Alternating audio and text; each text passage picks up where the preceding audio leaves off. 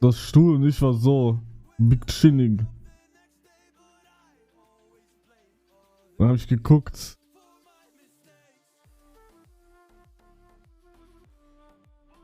Und ich wusste einfach nicht, was ich machen soll. Ich wusste es einfach nicht, Digga. Der Rücken, ja, das ist egal, Digga. Ich saß da einfach, Digga. Und da war hier so Tisch. Mit meinen Bildschirmen. Aber da war nichts drauf. Ich hab einfach ins Nix geguckt.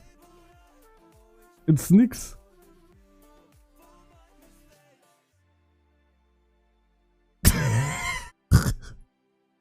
Digga, imagine, jemand hat so einen Schwanz, Digga. Von wo kommt der überhaupt raus, Digga? Ich hab keine Ahnung. Vom Knie,